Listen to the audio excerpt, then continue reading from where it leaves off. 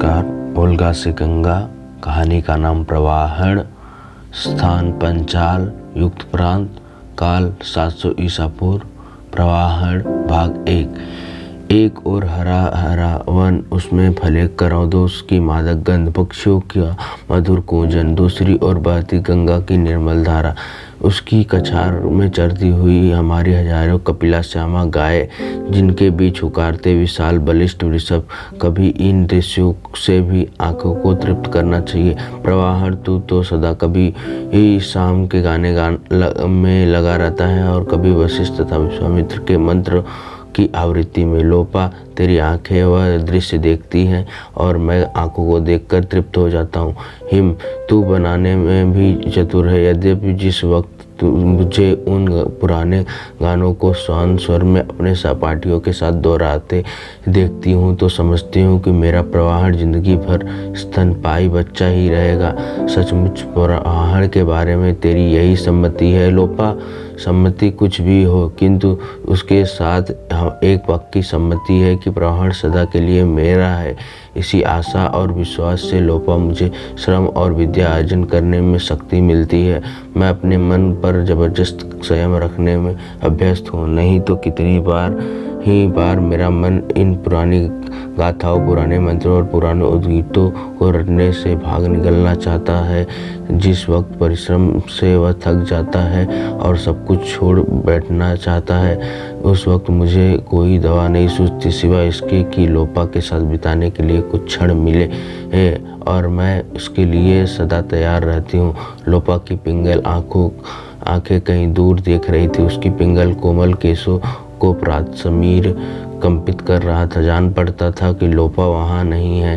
प्रवाहण ने लोपा के केसों को अंगुलियों से स्पर्श करते हुए कहा, लोपा, तेरे सामने मैं अपने को खर्व समझता हूँ।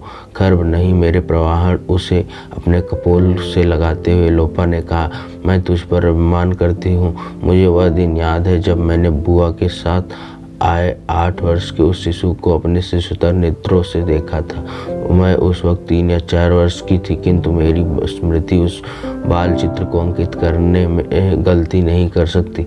मुझे वह पीत कुचित केस, वह सूखी नास और पतले लाल अधर, वह भी चमकीली नीली बड़ी आंखें, वह तृप्त सुवर्ण गात्र याद है।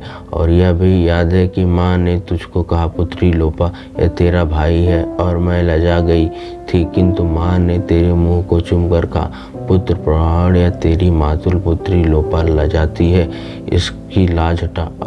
और मैं तेरे पास गया। तूने मामी के सुगंधित तरुण केसों के पीछे मुंह छिपा लिया, किंतु छिपाते वक्त मैंने सिर्फ आंखों के लिए रास्ता खोल रखा था। मैं देख रही थी तू क्या करता है। सिर्फ माँ की गोद, दासियों या के सिवा, बच्चों के सिवा कोई न था। पिता का आचार्य कुल में अभी जन्मा न था। मैं इस घर में अपने को अकेली समझती थी, इसलिए तुझे देखकर मुझे मन ही मन आनंद हुआ खेलने के लिए, और तभी तू मुझसे छिप गई थी।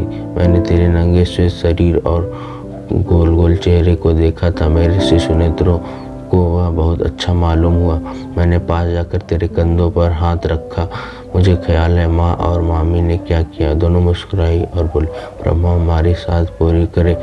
उसी वक्त साथ का अर्थ नहीं मालूम था। मुझे याद नहीं प्रवाहण, मेरे लिए इतना ही बहुत है कि मैंने तेरे कोमल हाथ को स्पर्श अपने कंधे पर अनुभव किया और तू संकोच के मारे गोल मटोल हो गई थी। तूने मेरे हाथों को अपने हाथों में लिया, किंतु तेरे होठ सिले से रहे। तब माँ ने क्या कहा? मामी की एक बात मुझे याद है। मामी को क्या भूल सकता हूँ मैं? माँ मुझे गार्गे मामा के पास छोड़कर घर लौट गई, किंतु मामी के प्रेम ने मुझे माँ को ही भुला दिया।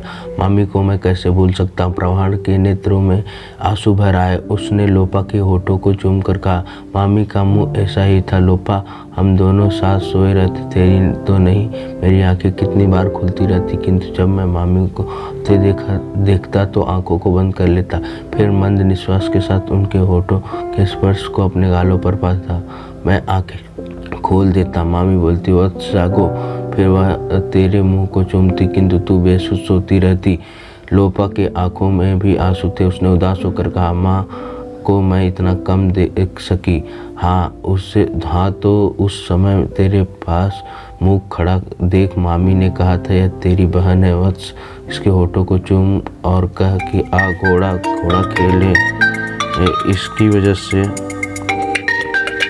हाँ तो तूने मेरे होठों को चूमा, फिर घोड़ा घोड़ा खेलने के लिए कहा। मैंने माँ के केसों से अपने मुंह को बाहर किया, तू वहाँ घोड़ा बन गया। मैं तेरी पीठ पर चढ़ गई और मैं उसी वक्त तुझे बाहर ले गया। मैं कितनी दृष्ट थी, तू सदा निडर थी लोपा, और मेरे लिए तू तो सब कुछ थी। मामा के डर से मैं अपने पाठ याद करने में लगा रहता और जब थक जाता तो तेरे पास आ जाता और तेरे लिए ही मैं भी तेरे पास बैठने लगी। और मैं समझता हूँ लोपा, यदि तुम मुझसे आधा भी परिश्रम करती तो मामा के अंतेवासियों में सबसे आगे बढ़ जाती, लेकिन तुझसे नहीं। लोपा ने प्रवाहण की आंखों को एक बार खूब गौर से देखकर कहा, मैं तुझसे आगे नहीं बढ़ना चाहती, किंतु मुझे प्रसन्नता होती क्योंकि हम दोनों अलग अपनापन नहीं है। लोपा, तूने मेरे मन में उत्साह नहीं ही नहीं शरीर में बल भी दिया। मैं रात को कितना कम सोता था, फिर स्वयं रटने और दूसरों को रटाने में खाना पीना तक भूल जाता था। तू मुझे स्वाध्याय गृह के अंधेरे से निकालकर जबरदस्ती कभी वन, कभी उद्यान, कभी गंगा की धारा में ले जाती। मुझे ये चीज़ें अच्छी लगती हैं लोपा, किंतु साथ साथ मैं चाहता हूँ कि तीनों वेदों ब्राह्मणों की सारी विद्याओं को शीघ्र से शीघ्र समाप्त कर डालूं, किंतु अब तो तू समाप्ति पर पहुंच चुका है। पिता कहते हैं कि प्रवाहण मेरे समान है कि यह मैं भी समझता हूँ कि ब्राह्मणों की विद्या पढ़ने को अब बहुत कम ही रह गई है, किंतु विद्या अब ब्राह्मणों की तक समाप्त किंतु हो जाती। यही नहीं तुझसे कहने वाली थी कि किंतु क्या अभी यह तेरा पलाश दंड और रूखा केस चलता रहेगा? नहीं, इसकी चिंता मत कर लोपा, पलाश दंड अब छूटने वाला है और 16 साल के इन रूखे केसों में तू सुगंधित तेल डालने को स्वतंत्र होगी। प्रवाहण से मेरी समझ में यह नहीं आता कि रूखे केसों के लिए इतना जोर क्यों। तूने तो मेरे इन होठों को चूमना कभी छोड़ा नहीं क्योंकि यह बचपन से लगी आदत थी। तो क्या दूसरे आचार्य कुलों के अंतेवासी इन कठोर व्रतों का पालन करते हैं मजबूरी होने पर? नहीं तो लोपा, यह सब मान प्रतिष्ठा के लिए किया जाता है। लोग इससे ब्राह्मण कुमारों की कठिन तपस्या समझते हैं और फिर कुरुराज पिता को गांव, हिरण्य, सुवर्ण, दास, दासी, बच्चा और घोड़ी रख देते हैं। मेरे घर में पहले से ही दासियां काफ़ी थी, अब जो हाल में कुरुराज की 3 और भेजी हैं उनके लिए यहाँ काम ही नहीं है। बेच दे लोपा, तरुणी है, 1 से 30 निष्कर्षियाँ मिल जाएंगी। अफसोस हम ब्राह्मण हैं, हम दूसरों से ज़्यादा पठित और ज्ञानी भी होते हैं क्योंकि हमें उसके लिए सुविधा है, किंतु जब मैं इन दासों के जीवन को देखती हूँ तो मुझे ब्रह्मा, इंद्र, वरुण सारे अपने देवताओं, वशिष्ठ, भरद्वाज, भृंगु, अंगिरा जैसे सारे ऋषियों को अपने पिता जैसे आज भी सारे क्षेत्रीय ब्राह्मण महाध्वनियों से घृणा हो जाती है। सभी जगह व्यापार, सौदा, लाभ, लोभ आदि दिखलाई पड़ते हैं। उस दिन कालिदासी के पति को पिता ने कौशल के उस बनिए के हाथ 50 निष्क में बेच डाला। काली मेरे पास रोती गिड़गिड़ाती रही। मैंने पिता से बहुत कहा, किंतु उन्होंने कहा कि सारे दासों को घर में रख छोड़ने की जगह नहीं रहेगी, यदि रख ही छोड़ा जाए तो वह धन खाएगा। विदाई के दिन पहली रात दोनों कितनी रात रोए और वह छोटी 2 वर्ष की बच्ची जिसका चेहरा कभी सभी कहते हैं पिता से मिलता है, सवेरे के वक्त उठकर कितना चिल्ला रही थी। लेकिन काली का पति बेच दिया गया जैसे वह आदमी नहीं पशु था। ब्रह्मा ने गोया उसे उसकी सैकड़ों पीढ़ियों को इसलिए बनाया है, यह मैं नहीं मान सकती प्रवाहण। तेरे जितना मैंने तीनों वेदों को याद नहीं किया है, किंतु उसको समझते हुए सुना है कि वहाँ सिर्फ आँखों को न दिखलाई देने वाली वस्तुओं, लोकों और शक्तियों के प्रलोभन का भय मात्र दिखलाया गया है। प्रवाहण ने लोपा के आरक्त कपोलों को अपनी आंखों से लगाकर कहा, हमारा प्रेम मतभेद रखने के लिए ही हुआ है और मतभेद हमारे प्रेम को और पुष्ट करता है। ठीक है, कहा लोपा, यदि इन्हीं बातों को कोई दूसरा कहता तो मैं कितना गर्म हो जाता, किंतु यहाँ जब तेरे इन अधरों से अपने सारे देवता, ऋषियों, आचार्यों के ऊपर प्रखर बाण छोड़े जाते देखता हूँ तो बार बार इन्हें चूमने की इच्छा होती है।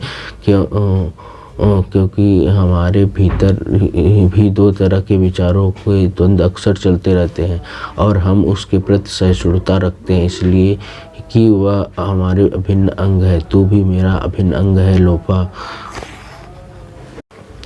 धन्यवाद। उम्मीद है आपको कहानी पसंद आ रही होगी।